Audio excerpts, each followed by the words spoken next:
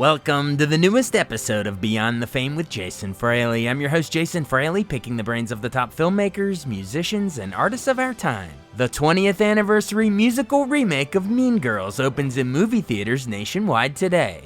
I spoke with actress Ashley Park ahead of the 2017 pre-Broadway premiere at DC's National Theater, before earning a Tony nomination on Broadway and now returning in the brand new film version this weekend.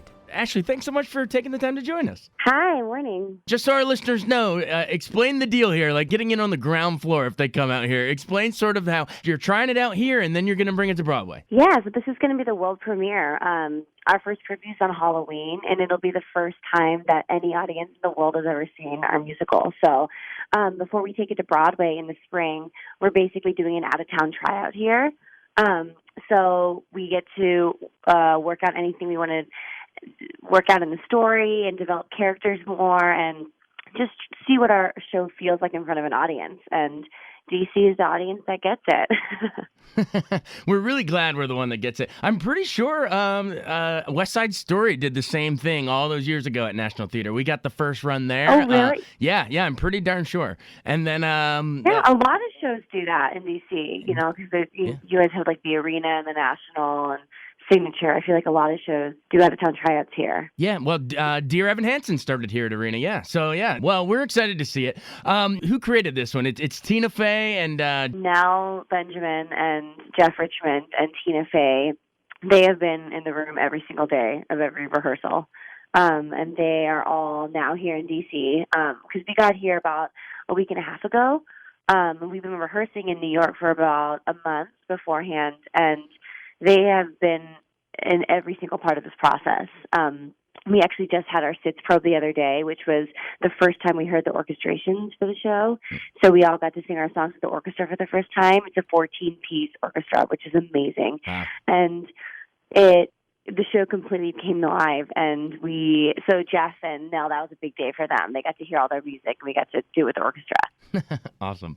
Well, let's before we go too far in, let's take a step back and pretend that maybe some of our listeners have been living under a rock and aren't familiar. Maybe they missed the movie somehow. Explain the plot for us. Well, the plot is essentially our protagonist, Katie Heron. She is basically plucked from her life homeschooled in Africa, and she comes to Chicago, Illinois. And she is dropped into this life of a high schooler. She's a junior in high school.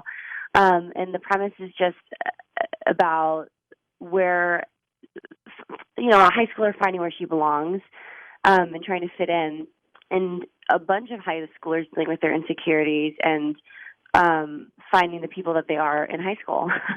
Nice. Yeah. When did you actually yourself personally stumble across Mean Girls? Do you remember when the movie came out and watching it? Oh my gosh, yes. I mean, that is a movie. I mean, it is pretty, you asked earlier, like, how special this process is for us, and it is pretty surreal because Mean Girls is that movie that if it was ever playing on TV or if, like, I was in the airplane and I couldn't fall asleep, I would always turn it on. It's one of those movies I can watch at any time.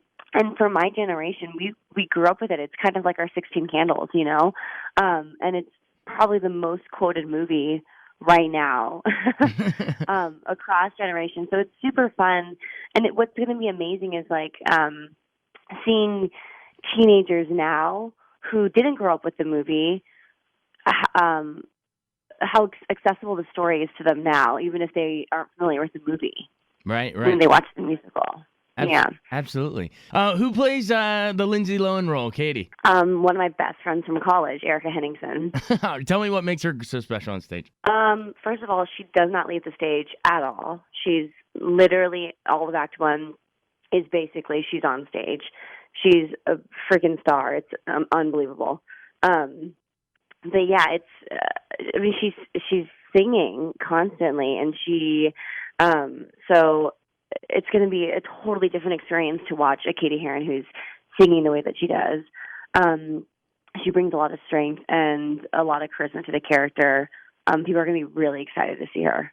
And then from the movie, also, of course, remember Rachel McAdams' role as Regina. Who takes that part on stage? My other best friend from college, Taylor Lauderman. We all went to the University of Michigan together. So it's kind of crazy that we're doing this all together. Which school did you say? University of Michigan. Oh, that's so great. And what shows did you guys do there? None truly that we could remember. We were just in the same class together. Okay. I mean, I think me and like Taylor did like a production of Brigadoon together in the ensemble, and me and Erica did like concerts at like Yeah. So. But that's so wild that you it's a little mini reunion here for Mean Girls. That's awesome. No, it really actually is crazy. Awesome. And we all came into the process at different points of the process too, so it's been really great. Yeah, absolutely. Well, I want to get into the music because, I mean, we all know, we remember the story and the movie, but this is the first time we've slapped a songbook on this. So take me into some of the musical numbers. What are some of the highlights in your mind? I think the amazing thing about the music is it really is an original score. It doesn't feel like any other musical that I've ever heard. I come from a background of like Rodgers and Hammerstein Broadway revivals and Sondheim and even any pop rock shows. It has its own sound and taste. Every genre is there's an homage to every genre in this show, but it all kind of feels it's all the same rhetoric a little bit. I've been so shocked that this is Jeff Richman's first musical because it's like he was born to write for musicals. The humor that him and Nell come up with together, it fits perfectly with Tina Fey's writing style too. So it's really cohesive.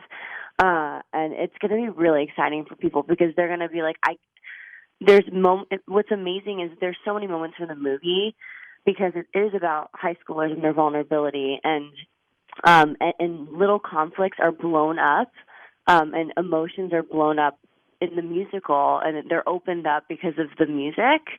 And when a character goes into song, the audience is going to be so excited because they're going to recognize these moments and see them become into these huge production numbers. And like the exciting thing about the music too is that we have this ensemble of the most amazing dancer singers that I've ever worked with. Every number is a huge production number. And people's minds are just being blown. So you said this is Jeff Richman's first time writing an actual musical, but I know he's done a lot of original music for TV shows like Unbreakable Kimmy Schmidt and 30 Rock. I'm sure that's how him and Tina met.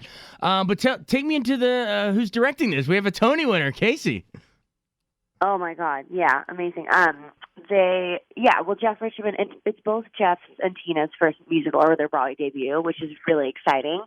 And of course, we are all being steered, and this ship is being helmed by Casey Nicholaw, who is a Tony winner. He is such a vet. He knows exactly how to steer us all, and it's pretty sensational working with him.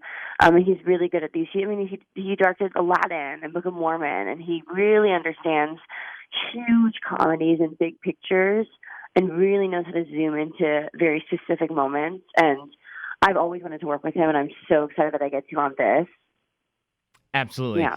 I'm sure not only with Mean Girls, but with SNL and 30 Rock and everything else, you came up watching Tina Fey and admiring her too. What was there anything that sort of surprised you about her when you actually got to meet her in person and work with her actually on a working level? How is she behind the scenes from what we all know from loving her on screen all these years? I have always looked up to Tina Fey. I think that she is a strong, smart woman.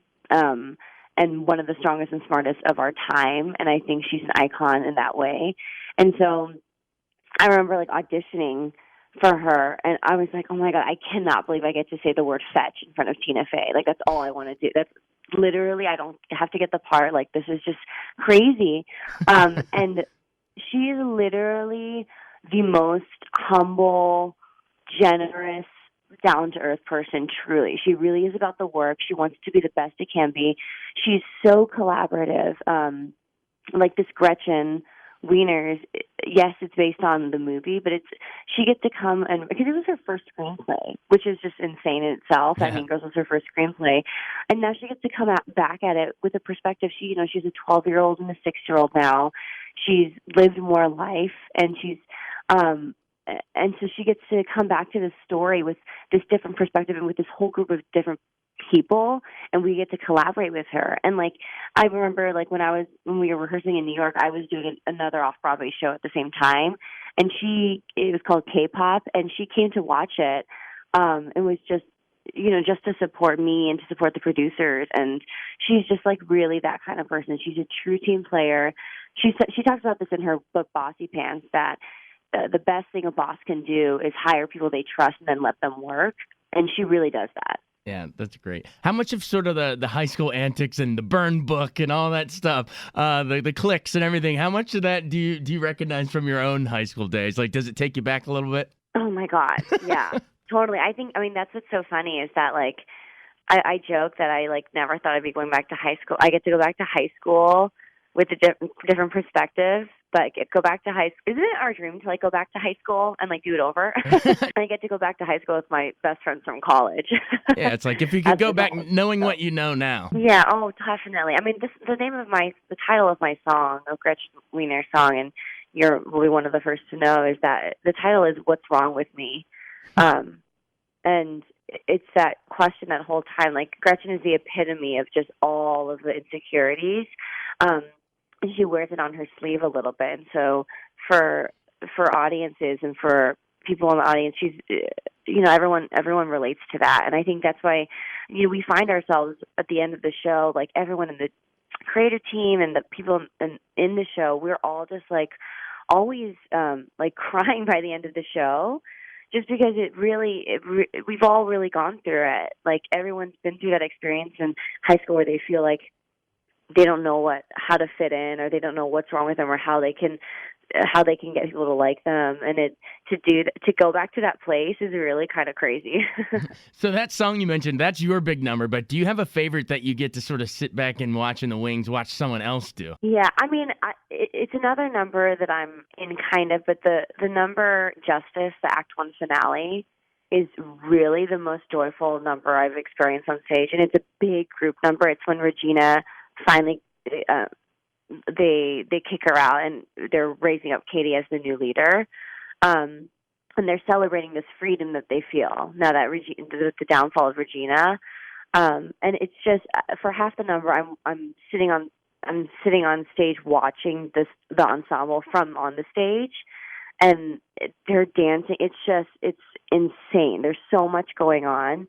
And it's so well crafted, and each character gets like a little moment of like pure joy at the height of their joy. And like for me, the most emotional thing is like at the end of that, Katie comes forward as like the new Queen Bee, kind of, and in a really joyful way. And I'm literally on this table like holding onto Erica Henningsen's like leg, and it's really meta because I feel. Because it's like I'm holding up like my best friend in real life too, and watching her sing, and it's like one of the most emotional things I've felt on stage. That's awesome. Just to watch your friend have like that moment as like the star of a show, but like literally be touching her, it's like insane. That's great. What do we see? We've gone a lot into the music, but what do we see sort of visually? Is it the designers set up sort of like a high school look with lockers, or take us into sort of what we see? Yeah, I don't want to give it away, okay. But there's a really it's really well crafted and designed. I mean, millions into this set, and they had to do a very special concept because the way that Tina writes is so fast. We like within like 1 minute in the show, I think there's a period of like 60 seconds where we are in maybe like 7 different locations. It's pretty quick, it's really crazy. So they had to be very smart in how they design the set, because there's at no point, it's like once Act 1 starts, you feel like a train has started, and all of us do too. And like there's literally no breathing until the end of the act. It's so well paced and well crafted. So the set is really special. I think it's unlike anything that anyone has ever seen. Well, we can't wait to board that train you're talking about. It's going to be so much fun to watch the show. I guess just in closing, if our listeners have heard this and they're saying, "Ooh, their interest is piqued," why should they come out? Oh, because it's something they're not going to want to miss. I mean, if for those who love the movie. What I love about this show is that every moment that you want from the movie, you will get in some way. And in some ways it'll be expounded, and in some ways it'll be changed a little bit so that you're going to feel like you have ownership over it. I think the fans of Mean Girls are going to really, really dig this. And then I think people who just want an entertaining musical are going to really enjoy it too. It's so entertaining. And I think it's good for all ages. I think children are going to really love it because there's so much to look at and there's so much to take in. And I think it's a really important story for all generations to see right now in terms of the message being about kindness and the message about being, we may not all be best friends, but let's all police ourselves and really look after each other and be present with each other. And I think that's something that everyone needs to hear right now. And we do it through song and dance. What's not to love? Absolutely. Not to love. Well, we're so thrilled that you chose DC and National Theater to be the place to kick it off. I feel like we're all getting like a sneak peek at something that's going to storm Broadway and clean up. I guarantee you guys are in for the ride of your life. So thanks for starting with us here. Thank you. Thanks so much for listening to Beyond the Fame with Jason Fraley. Our theme music is Scott Buckley's Clarion. Remember to give us a 5-star rating if you like what you hear. We'll see you next time.